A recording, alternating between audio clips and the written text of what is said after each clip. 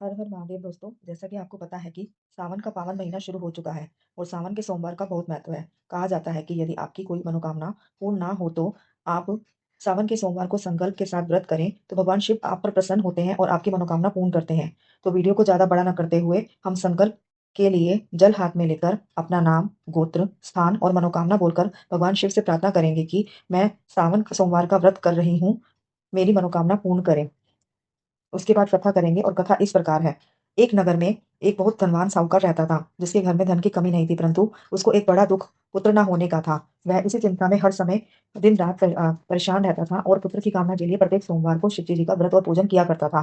सायंकाल को शिवजी जी के मंदिर में जाकर शिवजी के विग्रह के सामने दीपक जलाया करता था। उसके उस भक्ति भाव को देखकर एक समय श्री पार्वती जी ने शिवजी महाराज से कहा, महाराज, यह साहूकार आपका अनन्य भक्त है और सदैव आपका व्रत और पूजन बड़ी श्रद्धा से करता है, इसकी मनोकामना पूर्ण करनी चाहिए। शिवजी ने कहा, हे पार्वती, यह संसार कर्म क्षेत्र है। किसान खेत में जैसा बीज बोता है वैसा ही फल काटता है। इसी प्रकार इस संसार में जो जैसा कर्म करता है वैसा ही फल भोगते हैं। पार्वती जी ने अत्यंत आग्रह से कहा, महाराज, जब यह आपका अनन्य भक्त है और यदि आप इसको किसी प्रकार का दुख है तो आपको अवश्य इसको दूर करना चाहिए, क्योंकि आप सदैव अपने भक्तों को पर दयालु रहते हैं और उनके दुखों को दूर करते हैं। यदि आप ऐसा नहीं करेंगे तो मनुष्य आपकी सेवा, व्रत, पूजन क्यों करेंगे? पार्वती जी का ऐसा आग्रह देख शिवजी महाराज कहने लगे, हे पार्वती, इसके कोई पुत्र नहीं है। इसी चिंता में यह अति दुखी रहता है।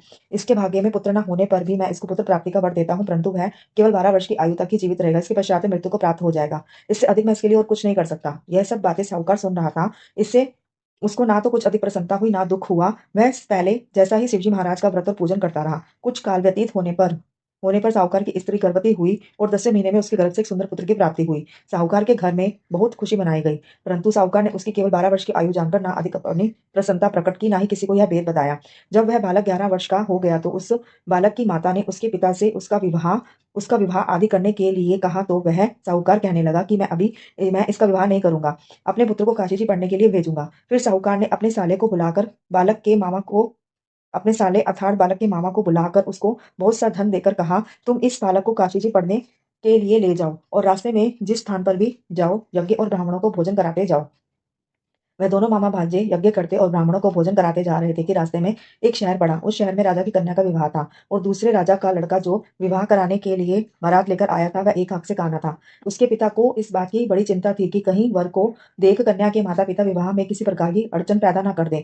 इस कारण अब जब उसने अति सुंदर सेठ के लड़के को देखा तो मन में विचार किया कि क्यों न दरवाजे के समय इस लड़के से वर का काम करा लिया जाए। ऐसा विचार कर वर के पिता ने उस लड़के और मामा से बात की तो वे राजी हो गए। फिर उस लड़के को वर के कपड़े पहना और घोड़ी चढ़ा कन्या के दरवाजे पर ले गए और सब कार्य प्रसन्नता से पूर्ण हो गया। फिर वर के पिता ने सोचा कि यदि विवाह कार्य भी इसी लड़के से करा लिया जाए तो क्या बुराई है। ऐसा विचार कर लड़के और उसके मामा से कहा, फिर यदि आप फेरों का और कन्यादान के काम भी करा दे तो आपकी बड़ी कृपा होगी और मैं इसके बदले आपको बहुत सारा धन दूंगा। तो उन्होंने स्वीकार कर लिया और विवाह कार्य भी बहुत अच्छी तरह से संपन्न हो गया। परंतु जिस समय लड़का जाने लगा तो उसने राजकुमारी के चुंदेली के पल्ले पर लिख दिया कि तेरा विवाह तो मेरे साथ हुआ है, परंतु जिस राजकुमार के साथ तुमको भेजेंगे वह एक आंख से काना है और मैं काशी जी पढ़ने जा रहा हूँ। लड़के के जाने के पश्चात उस राजकुमारी ने जब अपनी चुंदेली के पल्ले पर ऐसा लिखा हुआ पाया तो उसने राजकुमार के साथ जाने से मना कर दिया और कहा कि यह मेरा पति नहीं है। मेरा विवाह जिसके साथ हुआ है वह काशी जी पढ़ने के लिए गए हुए हैं। राजकुमारी के माता पिता ने अपनी कन्या को विदा नहीं किया और बारात वापस चली गई। उधर सेठ का लड़का और उसका मामा काशी जी पहुंच गए। वहां जाकर उन्होंने यज्ञ करना और लड़के ने पढ़ना शुरू कर दिया। जब लड़के की आयु 12 साल की हो गई तो उसी दिन उन्होंने यज्ञ रचा रखा था। लड़के ने अपने मामा से कहा, मामा जी, आज मेरी तबीयत बहुत खराब है। मामा ने कहा, अंदर जाकर सो जाओ। लड़का अंदर जाकर सो गया और थोड़ी देर में उसके प्राण निकल गए। जब उसके मामा ने आकर देखा तो वह मुर्दा पड़ा है, तो उसको बड़ा दुख हुआ और उसने मन में विचार किया कि यदि इसी समय रोना पिटना मचा दूंगा तो यज्ञ का सारा कार्य अधूरा रह जाएगा। अतः उसने जल्दी से यज्ञ का कार्य समाप्त कर ब्राह्मणों के जाने के पश्चात रोना पिटना आरंभ कर दिया। संयोगवश उसी समय शिव पार्वती जी भी उधर से जा रहे थे। जब उन्होंने जोर जोर से रोने की आवाज सुनी तो पार्वती जी कहने लगी, महाराज, कोई दुखिया रो रहा है, इसके कुष्ठ को दूर कीजिए। जब शिव पार्वती जी ने पास जाकर देखा तो वहां एक लड़का मुर्दा पड़ा था। पार्वती जी कहने लगी, महाराज, यह तो उसी सेठ का लड़का है जो आपके वरदान से हुआ था। शिव जी कहने लगे, हे पार्वती, इसकी आयु इतनी ही थी, अतः यह भोग चुका है। तब पार्वती जी ने कहा तब पार्वती जी ने कहा, हे महाराज, इस बालक को और आयु दो, नहीं तो उसके माता पिता तड़प तड़प कर मर जाएंगे। पार्वती जी के बार बार आग्रह करने पर शिवजी जी ने उसको जीवन वरदान दिया और शिव जी महाराज की कृपा से उसका लड़का जीवित हो गया। शिवजी और पार्वती जी कैलाश पर्वत को चले गए। तब वह लड़का और मामा उसी प्रकार यज्ञ करते और ब्राह्मणों को भोजन कराते अपने घर की ओर चल पड़े। रास्ते में उसी शहर में आए जहाँ उसका लड़का हुआ जहाँ उसका विवाह हुआ था। वहां पर आकर उन्होंने यज्ञ आरंभ कर दिया तो उस लड़के के ससुर ने उसको पहचान लिया और अपने महल में ले जाकर उसकी बड़ी खातिर की।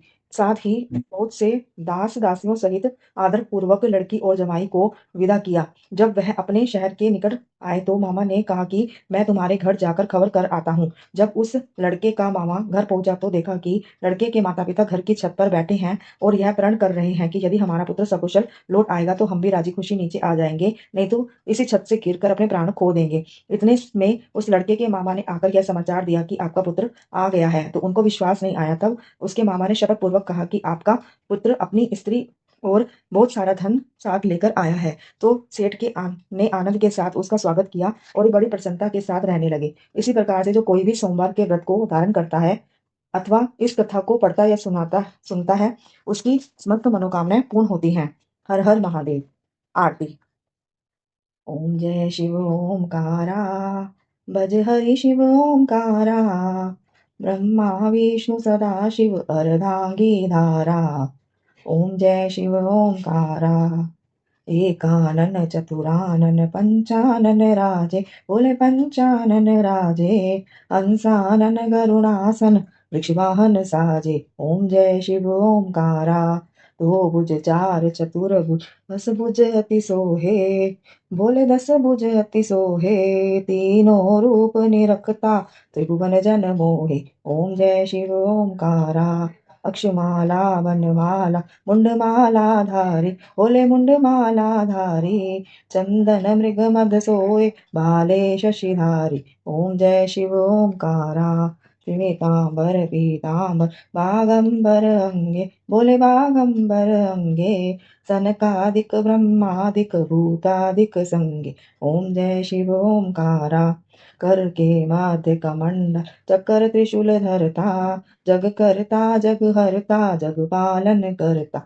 ओम जय शिव ओमकारा, ब्रह्मा विष्णु सदाशिव जानत विवेका, प्रणवाक्षर के माथे यह तीनों एका। ओम जय शिव ओमकारा, त्रिगुण स्वामी जी की आरती जो कोई नर गावे, कहत शिवानंद स्वामी कहत हरि हर स्वामी, मन वांछित फल पावे।